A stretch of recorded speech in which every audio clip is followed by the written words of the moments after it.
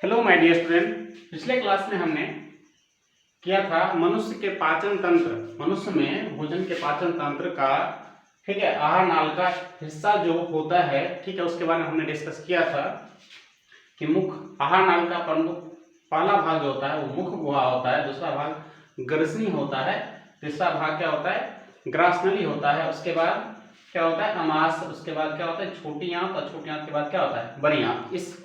यह हमने पिछले क्लास में क्या किया था, डिस्कस कर लिया था।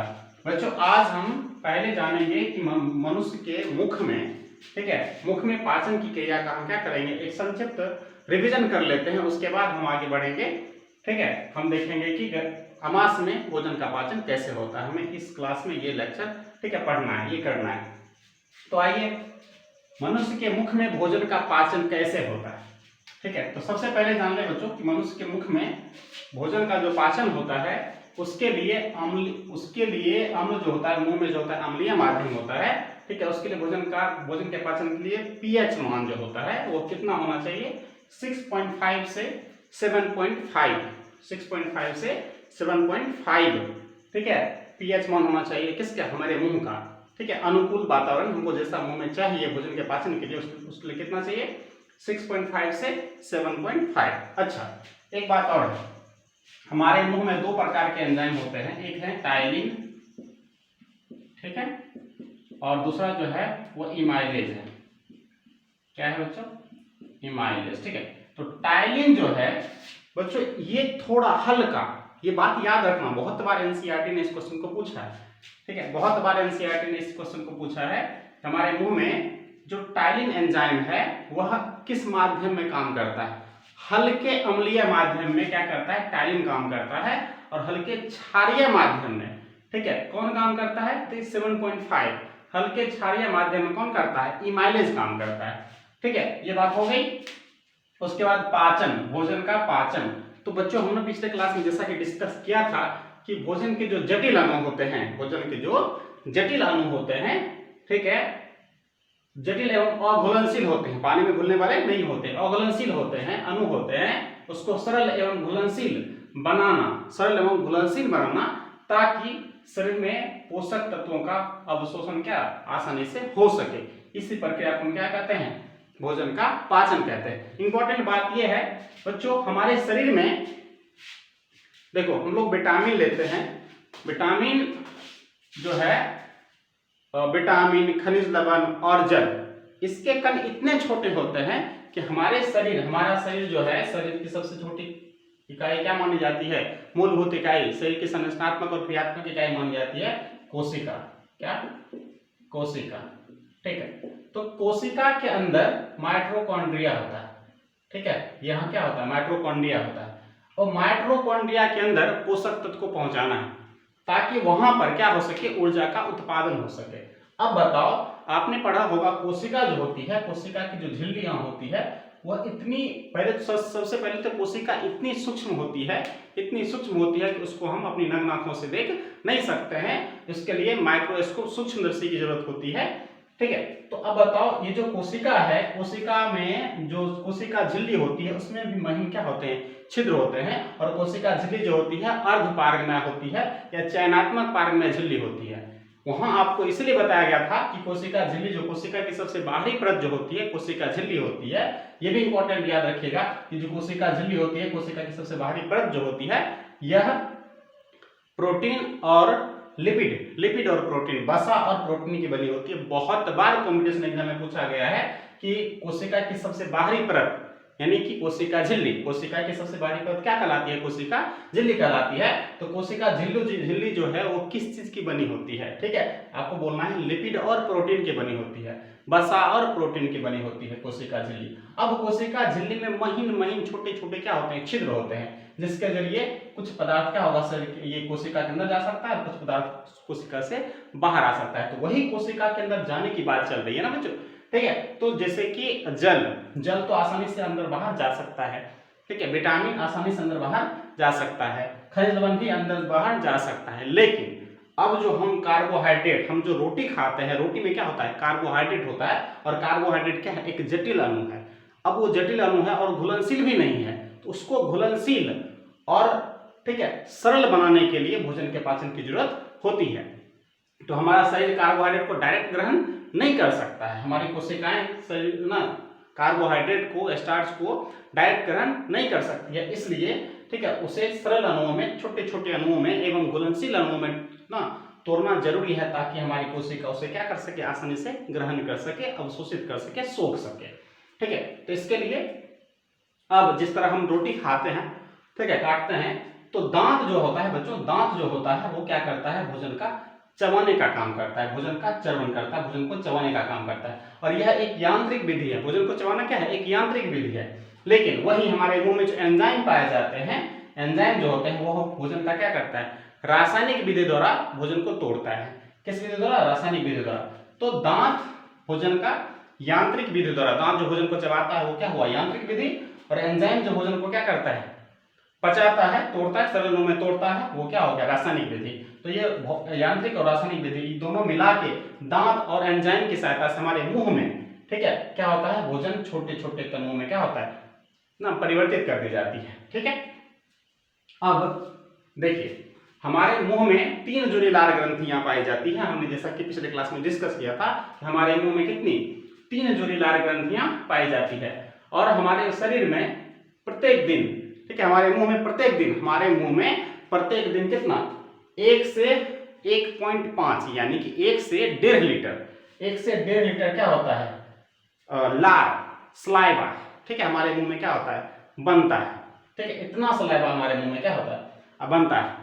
और ये सलाइवा जो है हमारे मुंह को क्या करता है, हमेशा, ठीक है, सलाइवा लार जो होता है हमारे मुंह को हमेशा साफ करते रहता है, दांत को क्या करते रहता है, साफ करते रहता है। अगर जैसा कि, ठीक है, रात के समय में ये क्या होता है, ठीक है, तो उतना नहीं ध्यान देना है, इतना ये ध्यान देना है कि हमारे मुंह में प्रत्येक दिन कितना लार बनता है। ठीक है, तो 1 से 1.5 लीटर लार बनता है प्रत्येक दिन। अब हमारे मुंह में जो लार ग्रंथियां हैं, जिससे लार निकलता है, लेर निकलता है, लार निकलता है, सलाइवा निकलता है, ठीक है, वो होता है 3, एक होता है 3 जोड़ी लार ग्रंथियां पाई जाती है, एक है पैरोटिड, दूसरा है सबलिंगुअल और तीसरा है सबमैंडिबुलर। तो पैरोटिड, सबलिंगुअल और सबमैंडिबुलर, ठीक है, अगर सबमैंडिबुलर याद ना हो तो सब्जी मैंडिबुलर याद कर लो, सबमैंडिबुलर याद हो जाएगा। ठीक है, उसके बाद इसमें मेन जो है पैरोटिड है, इस पे थोड़ा फोकस करना है। देखिए आपको कंपटीशन एग्जाम में 2 क्वेश्चन पक्के हो जाएंगे। पैरोटिड जो है बच्चों हमारे शरीर की ना, ये मतलब पैरोटिड जो है मुंह में पाए जाने वाली, ठीक है, सबसे बड़ी ग्रंथि होती है, सबसे बड़ी, मतलब इस तीनों में क्या है, सबसे बड़ी है, इस तीनों में क्या है, सबसे बड़ी नहीं कहेंगे, ठीक है, बड़ी कह लो। ठीक है, इस तीनों में क्या होती है, बड़ी होती है, क्या चीज, पैरोटिड। और सांप में यही ग्रंथि जो होती है, पैरोटिड ग्रंथि है, यही क्या करती है, इसी से जो सलाइवा निकलती है वो विष का काम करता है, जहर का काम करता है। सांप जब काटता है दोनों ना क्या करता है, उसमें दोनों दांत जो होता है गिरा देता है, और मुंह में क्या होता है, उसके सलाइवा में क्या होता है, ठीक है, पैरोटिड ग्रंथि वाला सलाइवा होता है जो जहर का काम करता है। उसके बाद एक बात और यहाँ पे इंपॉर्टेंट है बच्चों, कि हमारे मुंह में गलफुल्ली बीमारी हो जाता है, गलसुआ जिसको बोलते हैं, क्या बोलते हैं, गलसुआ, गाल फूल जाता है। ठीक है, तो वो पैरोटिड ही फूलता है। ठीक है, पैरोटिड में क्या होता है बच्चों, ठीक है, अच्छा, वो जो गलसुआ बीमारी होती है, हमारे मुंह में गलसुआ बीमारी होती है, वो किसकी वजह से होती है बच्चों, पैरामिक्सो वायरस, पैरामिक्सो विषाणु की वजह से होती है, वायरस जनित रोग है ये।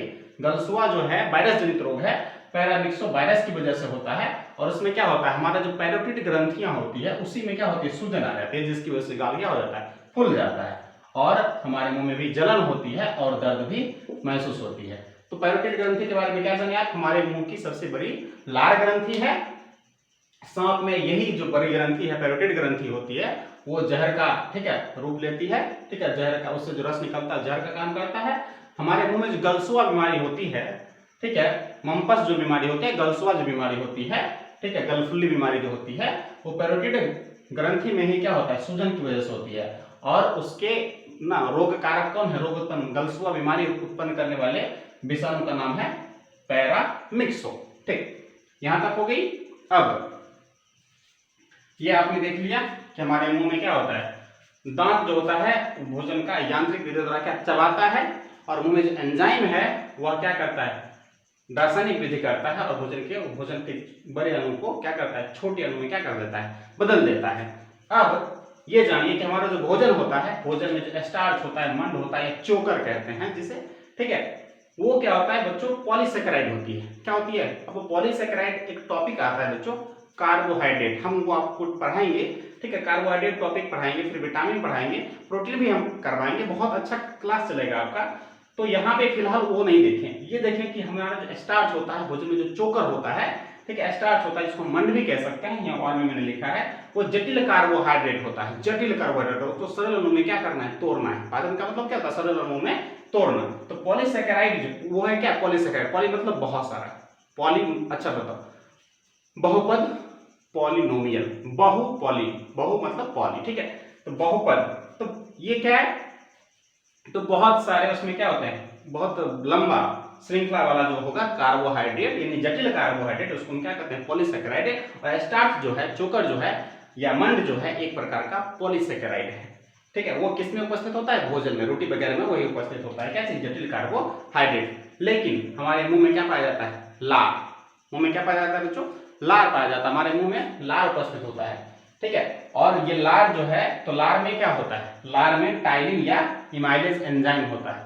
लार में क्या होता है, टाइलिन या इमाइलेज एंजाइम होता है। ये जो एंजाइम है टाइलिन, हमने बताया बच्चों कि टाइलिन जो है हल्के अम्लीय माध्यम में अपना कार्य करता है, जबकि इमाइलेज हल्के क्षारीय माध्यम में अपना कार्य करता है। इस बात को भी ध्यान रखोगे, ठीक है। उसके बाद भोजन का जो स्टार्च है, भोजन का जो स्टार्च होता है, ये लार में उपस्थित एंजाइम टाइलिन और इमाइलेज क्या करती है, उसे माल्टोस में बदल देती है। और माल्टोस जो होती है वह चीनी का एक रूप है, चीनी नहीं है, एग्जैक्टली चीनी नहीं है, चीनी का एक रूप है, प्रकार है, ठीक है। ऐसा चीनी जो ज्यादा मीठापन नहीं होता, लेकिन हाँ हमारे मुंह में मीठापन महसूस होता है। अगर आपको ये महसूस ना, इसको अनुभव करना है, समझना है इसके कॉन्सेप्ट को, तो आप ये समझें कि जब हमारे मुंह में सलाइवा नहीं बनता है, यानी कि लार नहीं बनता है, ठीक है। ये कब होता है, जब हमारे मुंह में हम लोगों को फीवर आती है, बुखार लगी हुई रहती है, तो हमारे मुंह में क्या नहीं बनता है, लार नहीं बनता है, जिसकी वजह से, अब लार ही नहीं बना तो लार में उपस्थित एंजाइम कहां से होगा, टाइलिन या इमाइलेज। और ये जब एंजाइम नहीं होगा तो भोजन के जो स्टार्च हैं उसको माल्टोस में कौन बदलेगा, और माल्टोस में जब नहीं बदलाएगा तो चीनी का, या माल्टोस नहीं बनेगा तो क्या हुआ, माल्टोस ही तो चीनी का रूप है, जिसकी वजह से भोजन क्या होता है, भोजन में एक मिठास होती है, हमको भोजन मीठा लगता है। रोटी कहते हैं ना, और ये मकई का रोटी मीठा लग रहा है, गेहूं का रोटी ये मीठा लग रहा है, उसका आटा सही नहीं है, इस तरह की बातें चलती है, ठीक है। तो वो माल्टोस बनने की वजह से भोजन में क्या होता है, एक मिठास आती है। और माल्टोस भी भोजन का सरल रूप नहीं है, ठीक है, माल्टोस भी कार्बोहाइड्रेट का सरल रूप नहीं है, ठीक है। ये डाइसेकेराइड है, हमको मोनो में पहुंचना है। तो जो डाई का मतलब दुई होता है, मोनो का मतलब एक होता है, हमको एक तक जाना है, ठीक है। तो माल्टोस जो है वो क्या है, डाइसेकेराइड है। अब देखो, ठीक है, ये जो माल्टोस है डाइसेकेराइड ना, माल्टोस क्या है, डाइसेकेराइड, क्या है, डाइसेकेराइड, माल्टोस डाइसेकेराइड है। और फिर हमारे मुंह में एक और एंजाइम होता है, ठीक है, माल्टेस। क्या होता है, माल्टेस। तो मुंह में उपस्थित माल्टेस, माल्टोस को, यानी माल्टोस जो क्या है, डाइसेकेराइड है, उसको फिर से माल्टेस एंजाइम जो होगा वह क्या करेगा, ग्लूकोज में बदल देगा।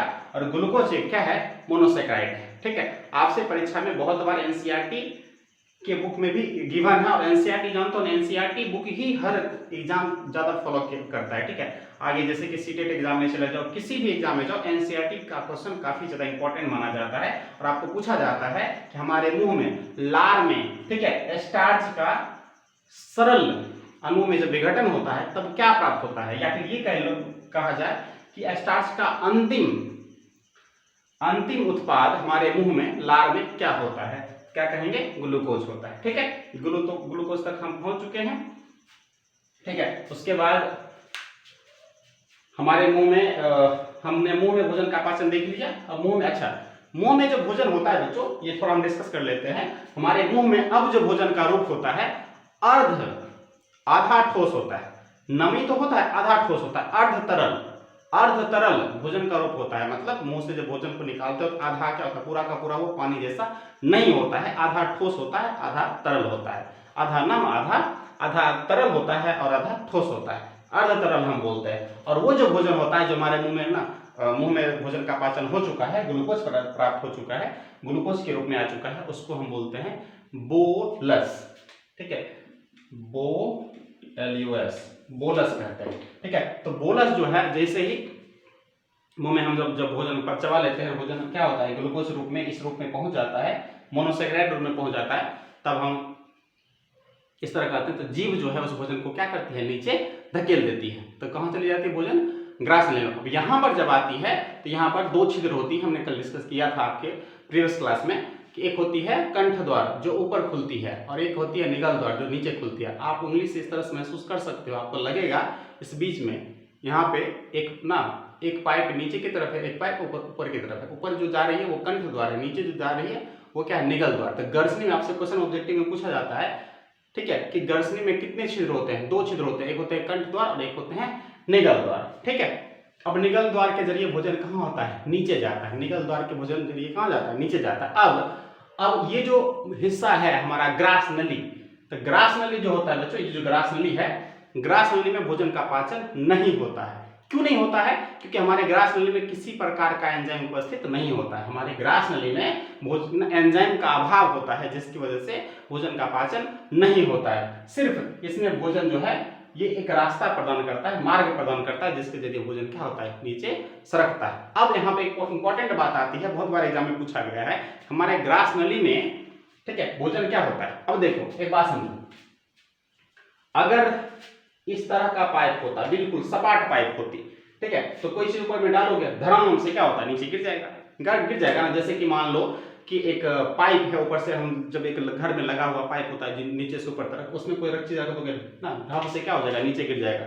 और अगर सोचो यहाँ हम खाना लिया और ये अर्ध तरल भी खाना, आधा ठोस है और आधा तरल है, अगर ये खाना ऊपर से धड़ाम से गिर जाए तो यहाँ पे देखो ये जो अमास का हिस्सा है, अमास के इस हिस्सा पे क्या होगा, भोजन गिरेगा और इसमें क्या लगेगा, चोट लगेगा, लगेगा कि नहीं लगेगा।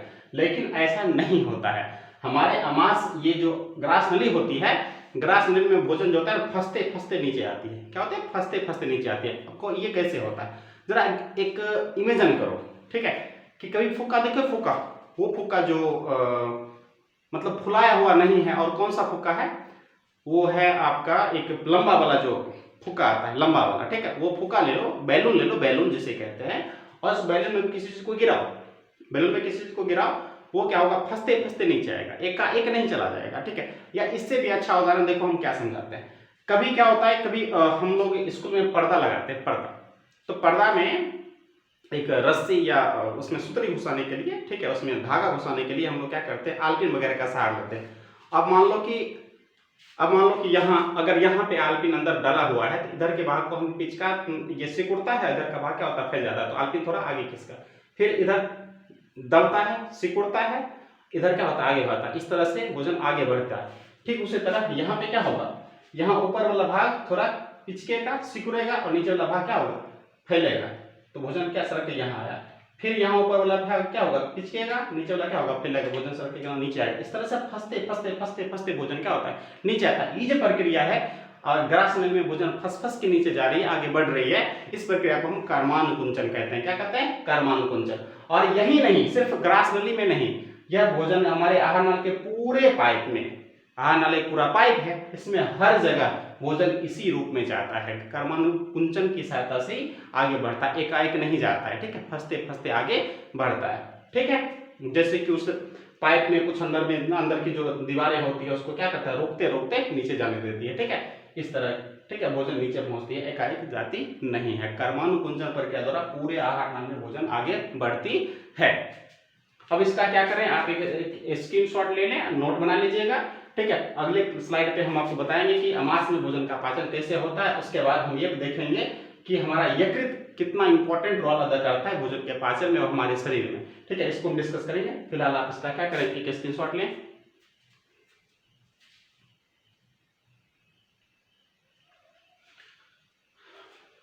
बच्चों, तो हम पिछले स्लाइड में देख लिए कि हमारे मुंह में भोजन का पाचन किस तरह होता है। अब हम देखेंगे अमास में भोजन का पाचन किस तरह होता है। अच्छा, हमने बताया था कि मुंह में जब भोजन आधा तरल अवस्था में आ जाता है, मुंह में भोजन का स्टार्च का अंतिम रूप क्या था, हमारे मुंह में स्टार्च का अंतिम रूप क्या था, बताया था बच्चों हमने आपको, ग्लूकोज। ठीक है, अब वो जो अर्ध तरल भोजन है, जिसको हम क्या कहते हैं, बोलस कहते हैं। क्या कहते हैं बच्चों, बोलस कहते हैं। अब बोलस जो है वो इस रास्ते से फंसते फंसते किस रास्ते से? अब जो ग्रासली है वो सिर्फ रास्ता है जो हमारे मुंह को किससे अमास में ना मुंह को अमास से क्या करती है, जोड़ती है, ठीक है। तो इस रास्ते से बोलस यानी खाना फंसते फंसते क्या आएगा, यहाँ आएगा, यहाँ से फंस के फिर नीचे, फिर से क्या होगा, ये कार्डियक। अब यहाँ पे इंपॉर्टेंट बात है कि हमारा जो अमास है, ठीक है, अमास जो है बच्चों वो क्या है, 3 भाग में बटा हुआ है। देखो हम दिखाने की कोशिश करते हैं, ये रेड वाला भाग देखो, ठीक है,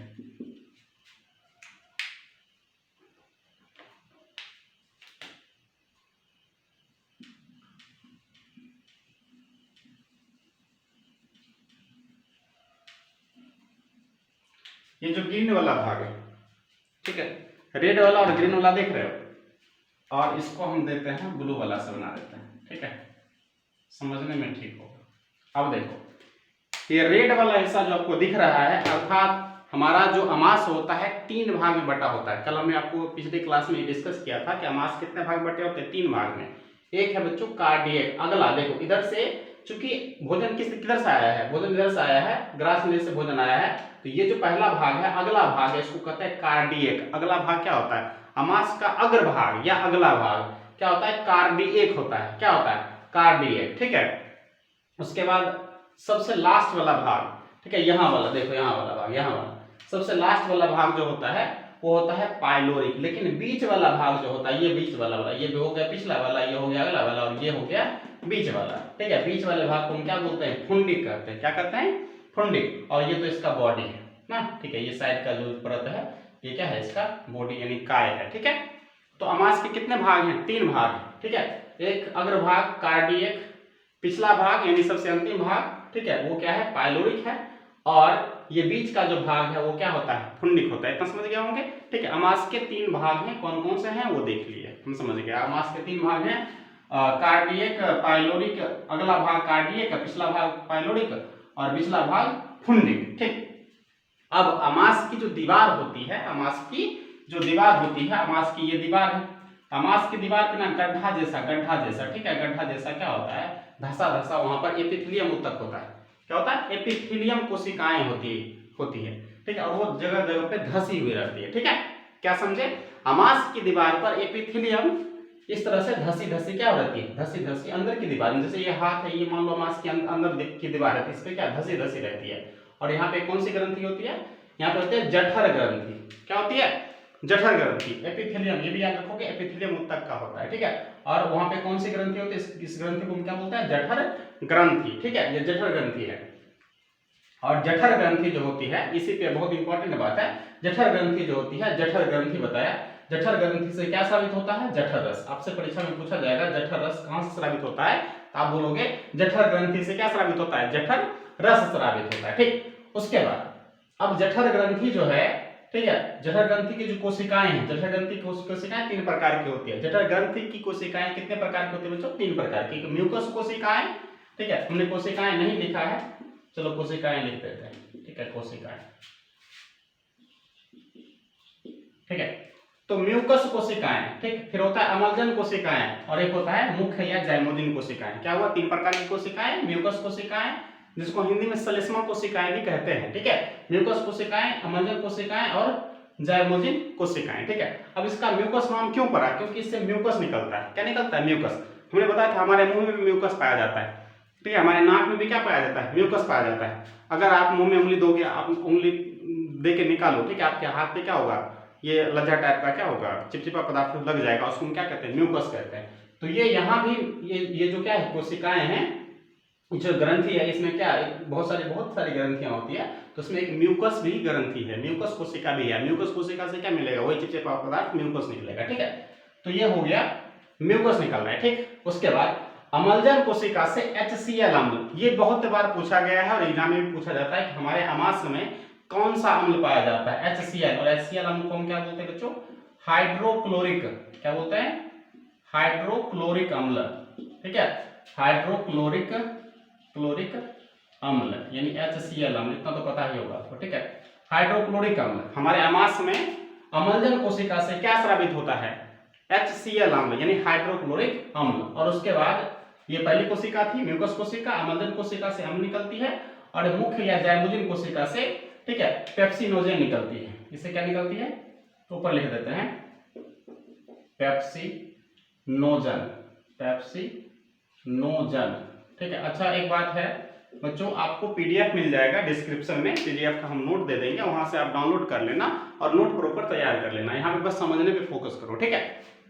तो म्यूकस कोशिका, जठर ग्रंथि, अमाशय की जो भीतरी दीवार होती है, अंदर की जो दीवार होती है, उस पर धसी धसी क्या होती है, जगह होती है, वहां पे क्या पाई जाती है, जठर ग्रंथि पाई जाती है। और जठर ग्रंथि में 3 प्रकार की कोशिकाएं होती है, म्यूकस कोशिका, अमलजन कोशिका और जाइमोजिन कोशिका। म्यूकस कोशिका से म्यूकस यानी श्लेष्मा निकलता है। म्यूकस क्या होता है, चिपचिपा पदार्थ होता है, लज्जा टाइप का चिपचिपा पदार्थ होता है। अमलजन कोशिका से HCl अम्ल स्रावित होती है और जाइमोजिन कोशिका से, ठीक है, पेप्सिनोजेन, जाइमोजिन कोशिका से पेप्सिनोजेन क्या होती है, स्रावित होती है, ठीक है। अब हम इसका काम देख लेते हैं। बाबू म्यूकस का क्या काम होता है, म्यूकस का काम होता है कि अमाशय की जो दीवार है, अब देखो होता क्या है, HCl अम्ल है, इसमें से क्या स्रावित हो रहा है, HCl अम्ल भी तो स्रावित हो रहा है। अगर HCl अम्ल इस दीवार पे पड़ेगा तो ये दीवार क्या हो जाएगी, जरा सोचो ना, अम्ल अगर आपके हाथ पे पड़े, ठीक है, कभी बैटरी वाला अम्ल अगर हाथ पे पड़ जाए तो क्या होगा, एसिड अटैक तो सुना होगा, ठीक है। ये इस पे अटैक करेगा, इसकी दीवार पर क्या करेगा, अटैक करेगा, तो इसकी दीवार क्या हो जाएगी, क्षतिग्रस्त हो जाएगी, खराब हो जाएगी, उसमें गड्ढा गड्ढा टाइप का घाव बन जाएगा और उस घाव को हम लोग कहते हैं पेप्टिक अल्सर। क्या कहते हैं, पेप्टिक अल्सर। अगर कोई व्यक्ति क्या करता है, लंबे समय तक भोजन नहीं करता है, ठीक है, फास्ट रखता है या भोजन नहीं करता है, ठीक है, अकाल न होता है, रुस जाता है, खाने नहीं खाएंगे, खाना नहीं खाएंगे तो लो ना, क्या हो जाएगा, तुम्हारे अमाशय में छोटा छोटा क्या हो जाएगा, घाव हो जाएगा, क्योंकि जहां पे अम्ल पड़ेगा वहां पे क्या हो जाएगा, घाव हो जाएगा। ऐसे अम्ल जब निकलती है तो भोजन को पचाने में अम्ल खपत हो जाती है, लेकिन जब बीच में अमाशय में क्या होगा, भोजन ही नहीं रहेगा, ठीक है, तो भोजन को पचाएगा, अम्ल नहीं पचाएगा, उसको भोजन मिलेगा ही नहीं पचाने के लिए, तो वो दीवार, वो इस दीवार पे आएगी और दीवार में क्या हो जाएगा, धस जाएगा, ठीक है, छोटा छोटा धसा धसा टाइप का गड्ढा हो जाएगा, उस गड्ढा को हम कहते हैं पेप्टिक अल्सर। पेप्टिक अल्सर होने के उस व्यक्ति में चांसेस ज्यादा होते हैं जो फास्ट रखते हैं, लंबे समय तक भोजन नहीं करते हैं, उसमें पेप्टिक अल्सर होने का चांस होता है, ठीक है, पेप्टिक अल्सर, ठीक। आगे तो अमाशय, ये HCl अम्ल अगर, तो होता क्या है कि ये जो हमारा म्यूकस है, जब हम लोग खाना नहीं भी होता है तो म्यूकस चिपचिपा पदार्थ यहाँ पे क्या होता है, यहाँ पे चिपचिपा पदार्थ जो होता है वो जमा रहता है, चिपचिपा म्यूकस की मोटी परत, म्यूकस की एक मोटी परत यहाँ पे ना, मान लो ये दीवार है और यहाँ क्या म्यूकस की एक मोटी परत होती है, ऐसे हम आया भी तो ये परत से पहले फरिया, ठीक है, परत जो है म्यूकस की परत है, ये इससे ये लड़ेगा तब न जाके ये जो दीवार है उस पर अटैक करेगा। तो म्यूकस की कोशिका जो होती है, म्यूकस जो होती है वो क्या करती है, HCl अम्ल से और पेप्सिन से, HCl अम्ल से और पेप्सिन से, किसकी, अब अमाशय की दीवार और जठर ग्रंथि दोनों की क्या करती है, रक्षा करती है, क्योंकि अमाशय की जो दीवार होती है उसी पर तो क्या पाई जाती है, जठर ग्रंथि पाई जाती है, दीवार पे ही क्या पाई जाती है, जठर ग्रंथि। जब दीवार की ये क्या करती है, मोटी परत बना लेती है, म्यूकस वहां पे निकलती है और वो अमाशय की दीवार की भी और जठर ग्रंथि की भी किससे रक्षा करती है, HCl अम्ल और पेप्सिन से क्या करती है, रक्षा करती है। तो म्यूकस का क्या काम है मैंने आपको समझा लिया, ठीक है। आगे HCl अम्ल बहुत बार बोर्ड एग्जाम में 10th के क्लास में पूछा गया है और आगे आपको कॉम्पिटिशन लाइफ में भी बहुत ज्यादा काम देगा, ठीक है। अम्लजन कोशिका से क्या निकलती है, अम्ल निकलती है, ठीक है।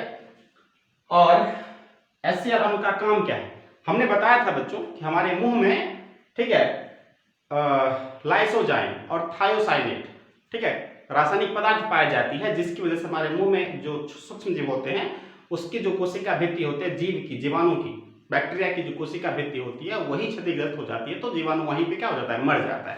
लेकिन कुछ जो मतलब स्ट्रॉन्ग होंगे, ठीक है, मजबूत होंगे ना, जो ऐसे जो मुंह के थायोसाइनेट से और लाइसोजाइम से भी जो कीटाणु नहीं मरा, वो भोजन के जरिए कहाँ आ गया, भोजन के जरिए आ गया किसमें, ग्रास नली के रास्ते से आ गया अमाशय में। अब अमाशय में क्या है, अमाशय में सोचो HCl अम्ल, HCl अम्ल जैसे ही उस जीवाणु पर पड़ता है, बस जीवाणु जो है वो छटपटा के क्या हो जाता है, मर जाता है, ठीक है। और बताओ जीवाणु ही जब मर चुका है तो भोजन को सड़ाने गलाने वाला कौन है, कोई नहीं है। अगर जीवाणु रहता, अमाशय में रहता, उसको HCl अम्ल नहीं मारता, जीवाणु को नहीं मारता, तो क्या होता कि वो भोजन को सड़ाने गलाने में लग जाता, क्या वो सारे जीवाणु जो होंगे भोजन को सड़ाएगा गलाएगा और अंदर में पेट में भी क्या करेगा, संक्रमण उत्पन्न कर देगा, रोग उत्पन्न कर देगा, कौन, वो जीवाणु, लेकिन ऐसा नहीं है। HCl अम्ल उस जीवाणु का भी नाश कर देता है और भोजन को सड़ने से क्या करता है, बचा लेता है। ठीक है, उसके बाद एक बात और है, HCl अम्ल बहुत काम करता है। HCl अम्ल को 2 काम और करना होता है। वो क्या करता है, पेप्सिन, मैंने बताया था ना कि जाइमोजिन कोशिका से क्या निकलता है, पेप्सिनोजेन निकलता है, पेप्सिनोजेन निकलता है। ये पेप्सिनोजेन छोटा, ये भी अक्रियाशील है और प्रोरेनिन एंजाइम जो होता है ये भी क्या है, अक्रियाशील है। पेप्सिनोजेन भी अक्रियाशील है और प्रोरेनिन भी क्या है, अक्रियाशील है। ये दोनों छटपटा रहा है, कौन, प्रोरेनिन और ठीक है पेप्सिनोजेन छटपटा रहा है। अरे आओ ना रे ना, वो अंदर में क्या करना, जीवाणु को बाद में मारना, पहले हमको क्या करो, सक्रिय कर दो। ठीक है, हम निष्क्रिय हैं, हम क्या है, अक्रियाशील हैं। ठीक है, अक्रियाशील हैं, ठीक है, निष्क्रिय हैं, हम काम नहीं कर सकते, हम भोजन को पचाना है ना। ये दोनों चिल्ला रहा है पेप्सिनोजेन और प्रोरेनिन कि हमको जल्दी बदल दो, हमको भोजन को पचाना है। लेकिन HCl अम्ल क्या कर रहा था, जीवाणु को मारने में लगा हुआ था। ठीक है, तब कहता तनी दम धरो, हम आ रहे हैं। ठीक है, तब क्या होता है, HCl अम्ल जीवाणु को मारना छोड़ देता है और आ जाता है क्या करने के लिए, ये जो पेप्सिनोजेन है ये अक्रियाशील है, मैंने लिखा है ये दोनों के दोनों, कौन, पेप्सिनोजेन भी और प्रोरेनिन दोनों क्या है, अक्रियाशील है। दोनों के सामने हमने क्या लिखा है, अक्रियाशील है। लेकिन ये अम्ल क्या करेगा, HCl अम्ल आया उधर से और दोनों को देखो, यहाँ भी HCl अम्ल है, पेप्सिनोजेन को HCl क्या किया, पेप्सिन में बदल दिया, पेप्सिन। अब ये दोनों के दोनों क्या होंगे, ये दोनों के दोनों जो होंगे बच्चों, ठीक है, ये क्या होंगे, क्रियाशील होंगे। क्या होंगे, ये दोनों के दोनों क्या हो जाएंगे, क्रियाशील है। ठीक है, तो पेप्सिन क्रियाशील है और प्रोरेनिन को HCl क्या करता है, रेनिन में बदल देता है, ये भी क्या है, क्रियाशील है। ठीक है, तो ये दोनों को क्या किया, क्रियाशील बना दिया और अपने फिर से चला गया, चलो जो बच्चा कुछ जीवाणु होगा उसको HCl मारने के लिए चला गया। ठीक है, HCl उसको मारने के लिए चला गया। ठीक, उसके बाद तो क्या काम हुआ, HCl का क्या काम है, जीवाणु को मारना एवं भोजन को सड़ने से क्या करना, बचाना। उसके बाद प्रोरेनिन, ठीक है, प्रोरेनिन जो बच्चों में पाया जाता है, प्रोरेनिन और पेप्सिनोजेन, इससे क्या होता है, प्रोरेनिन और पेप्सिनोजेन दोनों, प्रोरेनिन और पेप्सिनोजेन दोनों ऐसा निष्क्रिय एंजाइम है, अक्रियाशील एंजाइम है, जो किससे, मुख्य या जाइमोजिन कोशिका से स्रावित हुई है। लेकिन अब बाबू ये दोनों अक्रियाशील है, अक्रियाशील चीज जो क्रियाशील है ही नहीं, जो क्रियाशील ही नहीं है वो भोजन को कैसे पचाएगा, नहीं पचा सकता है। लेकिन इसको क्रियाशील बनाया जाएगा और उसको बनाने का काम कौन करता है, HCl अम्ल पेप्सिनोजेन को पेप्सिन में बदल देता है और प्रोरेनिन को किसमें, रेनिन में बदल देता है। ठीक है, अब ये दोनों के दोनों अक्रियाशील थे, लेकिन HCl अम्ल ने उसे क्या किया, क्रियाशील बना दिया, पेप्सिनोजेन को पेप्सिन में बदलकर, अब प्रोरेनिन को रेनिन में बदलकर क्या किया, क्रियाशील बना दिया। ठीक है, अब ये हम बाद में देखेंगे, इसका काम क्या होगा वो बाद में देखेंगे। अब क्या है, भोजन के पाचन के लिए HCl अम्ल जो है भोजन के पाचन के लिए क्या करता है, अम्लीय माध्यम तैयार करता है। कैसा माध्यम, अम्ल है तो कौन सा माध्यम तैयार करेगा, अम्लीय माध्यम तैयार करेगा। और उस वक्त अंदर का, अमाशय के अंदर का pH मान जो होता है वह 1.1 से 1.5 होता है। अब आप जानते हो अम्ल कम, 7 से कम जब pH मान हो जाता है अम्लीय माध्यम हो जाता है। ठीक है, अम्ल कम, ठीक है, अम्ल कम, अम्ल का अम्ल में अम्ल ले लो और कम मतलब 7 से कम। ठीक है, तो 7 से कम 1 से 1.5 pH मान बना के रखता है, कौन, ये HCl अम्ल हमारे अमाशय का pH मान कितना लेवल में ना उसमें रखता है, कितना रखता है, मेंटेन रखता है 1.1 से 1.5 तक। ठीक है, अम्लीय माध्यम देता है, कौन, ये HCl अम्ल। ठीक है, HCl अम्ल का क्या काम हुआ, देखो जीवाणु का नाश करना, भोजन को सड़ने से बचाना, निष्क्रिय यानी अक्रियाशील पेप्सिनोजेन और प्रोरेनिन दोनों को क्या करना, ठीक है, क्रमशः पेप्सिन में और रेनिन में क्या करना, बदल देना, और ये दोनों क्या है, क्रियाशील है। ठीक, उसके बाद ये जो छिद्र है बाबू, ये जो छिद्र है पाइलोरिक, ये पाइलोरिक का ये छिद्र है। ठीक है, ये जो पाइलोरिक छिद्र है, यहाँ पाइलोरिक छिद्र यानी तनिगुना यहाँ पे जगह है, पाइलोरिक छिद्र है। पाइलोरिक छिद्र को खुलने एवं बंद होने की प्रक्रिया को कंट्रोल करता है, नियंत्रित करता है, कौन, HCl अम्ल। HCl अम्ल का गौर से पूछा जाता है परीक्षा में, ध्यान दो, आपको ऑब्जेक्टिव में पूछ लिया जाए कि पाइलोरिक छिद्र जो अमाशय का तीसरा भाग है, ठीक है, पाइलोरिक अंतिम भाग पाइलोरिक है। पाइलोरिक का जो छिद्र होता है उसको खुलने और बंद होने की प्रक्रिया का नियंत्रण कौन करता है, HCl। ठीक, एक हो गया। दूसरा क्वेश्चन, भोजन ना अमाशय में भोजन के पाचन के लिए अम्लीय माध्यम तैयार करके कौन देता है, ठीक, तो HCl अम्ल देता है। पेप्सिनोजेन, अक्रियाशील पेप्सिनोजेन को पेप्सिन में कौन बदलता है, क्रियाशील पेप्सिन में कौन बदलता है, HCl। प्रोरेनिन जो एक अक्रियाशील एंजाइम है उसको क्रियाशील रेनिन एंजाइम में कौन बदलता है, ये भी HCl बदलता है। भोजन के साथ आए रोगाणु को अमास में कौन मारता है, HCl अम्ल मारता है, खत्म कर देता है। ठीक है, और भोजन को सड़ने से कौन बचाता है अमास में, ठीक है, ये बचाता है कौन चीज, ये बचाता है हमारा HCl। अब देखो HCl अम्ल, एक क्वेश्चन और इंपॉर्टेंट है, जो मांसाहारी है या मांसाहारी जीव है या हम लोग भी जो मांसाहारी भोजन खाते हैं तो उसमें हड्डियां होती है ना बच्चों, हड्डियां कुछ हड्डियां क्या चली जाती है, पेट में चली जाती है। जरा सोचो, हड्डियों में क्या होता है, कैल्शियम युक्त ना कठोर पदार्थ होता है ना, वो हड्डी क्या होता है, कैल्शियम युक्त एक कठोर पदार्थ है। अगर हमारे शरीर में HCl अम्ल नहीं होगा तो उस कैल्शियम युक्त ठोस पदार्थ यानी हड्डियों का पाचन नहीं हो सकता है। ठीक है, तो कैल्शियम युक्त, यहां एक चीज और नोट कर लोगे, कैल्शियम युक्त, ठीक है, हड्डी या फिर मजबूत पदार्थ, कठोर पदार्थ का भी पाचन कौन करता है, HCl अम्ल। अगर हमारे शरीर में HCl अम्ल ना हो तो ये जो मजबूत पदार्थ है, अरे भाई रोटी वगैरह खाते हो तो उसको तो आसानी से पचा देता है कौन, अमास। लेकिन हड्डी या फिर कैल्शियम युक्त जो कठोर पदार्थ होगा उसको पचाने के लिए HCl अम्ल का होना जरूरी है। ठीक, उसके बाद अगर HCl अम्ल नहीं होगा तो पेप्सिनोजेन, पेप्सिन अक्रियाशील पेप्सिनोजेन सक्रिय पेप्सिन में नहीं बदलेगा, अक्रियाशील प्रोरेनिन रेनिन में नहीं बदलेगा, ये सब ना प्रक्रिया नहीं हो पाएगा। ठीक है, तो हमने आपको HCl अम्ल का क्या काम है वो समझाया। ठीक है, आगे अब आगे क्या होता है, पाचन, मतलब हमारे अमास में भोजन का पाचन कैसे होता है वो देख लेते हैं।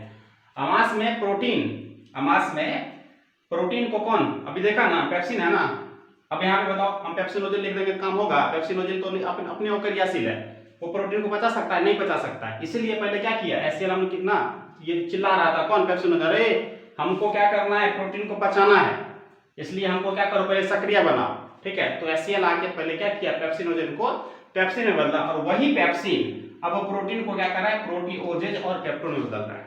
पेप्सिन का काम ही है, पेप्सिन का ही काम है पेप्टोन में बदलना। ठीक है, पेप्सिन प्रोटीन को क्या करता है, प्रोटीओजेज और पेप्टोन में बदल देता है। ठीक है, बहुत सारे बुक में लिखा होता है प्रोटीन को पेप्टोन में कौन बदलता है, तो पेप्सिन बदलता है, इतना ही लिख देता है, प्रोटीओजेज नहीं लिखा रहता है। ठीक है, तो हम जानते हैं बच्चों प्रोटीओजेज एक प्रकार का कार्बोहाइड्रेट ही है। ठीक है, बात दिमाग को भी कार्बोहाइड्रेट ही चल रहा है। ठीक है, प्रोटीन तो प्रोटीओजेज में और पेप्टोन में कौन बदलता है। अगर आपसे क्वेश्चन पूछा जाए कि भोजन में उपस्थित प्रोटीन का पाचन कहाँ स्टार्ट होता है, फिर से भोजन में उपस्थित कार्बोहाइड्रेट का पाचन तो मुंह में ही हो गया था, स्टार्ट हो गया था, लेकिन भोजन में उपस्थित ये प्रोटीन का पाचन कहाँ होता है, कहाँ से शुरू हो जाता है, तो प्रोटीन का पाचन बच्चों कहाँ से स्टार्ट हो गया है, देख लीजिए अमास में।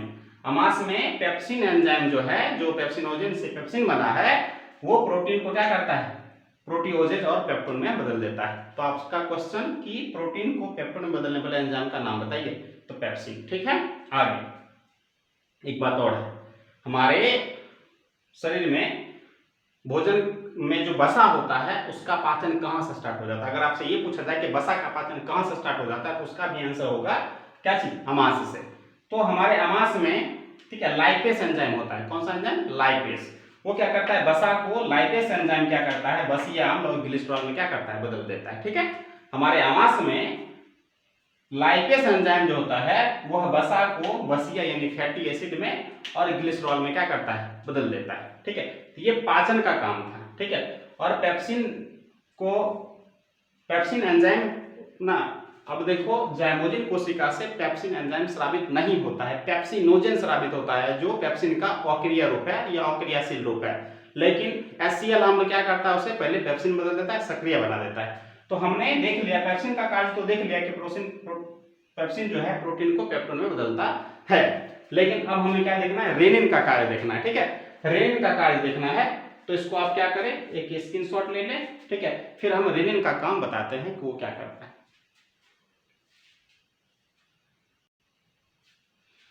हाँ तो बच्चों, पिछले स्लाइड पे हमने बताया आपको कि प्रोरेनिन एक अक्रियाशील क्या है, अक्रियाशील एंजाइम है, उसको कौन HCl क्या करता है, रेनिन यानी कि क्रियाशील एंजाइम में क्या करता है, बदल देता है। और ये रेनिन एंजाइम जो है यह बच्चों में भरपूर मात्रा में पाया जाता है। किसमें?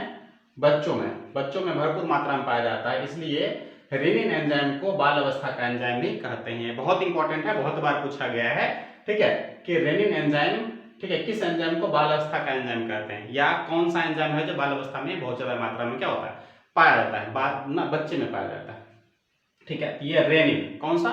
रेनिन एंजाइम, ठीक है। अब बच्चे जो दूध पीते हैं, ठीक है, या दूध खाते हैं, तो दूध में जो होता है केसिन प्रोटीन होता है। कौन सा प्रोटीन होता है? केसिन। आपको पूछा जाए कि केसिन प्रोटीन को पचाने वाला एंजाइम कौन सा है, तो भी हमें क्या बोलना है? रेनिन ही बोलना है। तो दूध में क्या पाया जाता है? केसिन प्रोटीन पाया जाता है, ठीक है, दूध में केसिन प्रोटीन पाया जाता है, जिसको रेनिन क्या करता है, रेनिन एंजाइम जो है, ठीक है, वो क्या करता है, उसको पहले केसिन प्रोटीन को पैराकेसिन में बदल देता है। किसमें बदल देता है? पैराकेसिन में, ठीक है। उसके बाद हमारे शरीर में जो कैल्शियम उपस्थित होता है, कैल्शियम क्या करता है, कैल्शियम जो धनायन होता है ना, कैल्शियम जब धनायन हो जाएगा, ठीक है, ठीक है, तो कैल्शियम जो धनायन है, कैल्शियम 2+ जो है, यह क्या करता है, पैराकेसिन को कैल्शियम पैराकेसिनेट, ठीक है, में बदल देता है। अब दूध की स्थिति जो है, इस स्थिति में, पैराकेसिनेट स्थिति में दूध दही जैसा हो जाता है। क्या हो जाता है? दही जैसा हो जाता है। दही एक्चुअल में है नहीं, दही जैसा हो जाता है, इसलिए हम इसे क्या बोलते हैं? दही बोलते हैं। कभी कभी बच्चे को आप गोद लेते हो तो बच्चे ना उसको उल्टी हो जाती है, ठीक है, उसका पेट दब जाता है तो उसको उल्टी हो जाती है, तो देखोगे उसके मुंह से कैसा निकलता है? दही जैसा क्या होता है, मतलब दही जैसा दूध निकलता है ना, ये दही जैसा पदार्थ निकलता है, ठीक है, दही जैसा निकलता है, जो भी उल्टी जो निकलती है दही जैसा निकलता है, इसलिए हम उसको क्या बोलते हैं? दही बोलते हैं। और वो कैल्शियम पैराकेसिनेट होता है, ठीक है, कैल्शियम पैराकेसिनेट होता है, ठीक है। तो फिर से दूध में कौन सा प्रोटीन उपस्थित होता है? तो केसिन प्रोटीन, ठीक है, दूध में क्या उपस्थित होता है? केसिन प्रोटीन, ठीक। दूध में केसिन प्रोटीन जो उपस्थित होता है उसको रेनिन एंजाइम बाल अवस्था वाला एंजाइम बच्चों में बहुत ज्यादा मात्रा में पाया जाता है, वो क्या करता है ना, केसिन प्रोटीन को पैराकेसिन में क्या करता है? बदल देता है, ठीक। और पैराकेसिन को कैल्शियम धनायन जो है वो क्या करता है? कैल्शियम पैराकेसिनेट में बदल देता है। कैल्शियम पैराकेसिनेट दही जैसा होता है, ठीक। उसको फिर क्या करता है, यानी इसी चीज को यहाँ लिखा है, कैल्शियम पैराकेसिनेट जो दही है, दही जैसा होता है, उसको पेप्सिन क्या करता है? फिर से पेप्सिन आ गया, ठीक है। पेप्सिन जो है वो क्या करता है? प्रोटीओजेज और पेप्टोन में बदल देता है। पेप्टोन में बदलने का काम पेप्सिन ही करता है, ठीक है। तो फिर कैल्शियम पैराकेसिनेट को पेप्सिन क्या करता है? प्रोटीओजेज और पेप्टोन में बदल देता है, ठीक है। और पिछले स्लाइड में हमने बताया था बच्चों कि अब बताओ क्वेश्चन क्या पूछा जाएगा, आपसे क्वेश्चन पूछा जाएगा कि हमारे शरीर में आहार नाल के किस भाग में प्रोटीन का पाचन स्टार्ट हो जाता है, ठीक है। तो प्रोटीन, सिंपल प्रोटीन जो है उसका पाचन भी आमाशय में स्टार्ट होता है, और केसिन प्रोटीन जो दूध में पाया जाता है उसका भी पाचन कहाँ? आमाशय में ही स्टार्ट हो जाता है। और हमारे शरीर में वसा का पाचन कहाँ से स्टार्ट हो जाता है?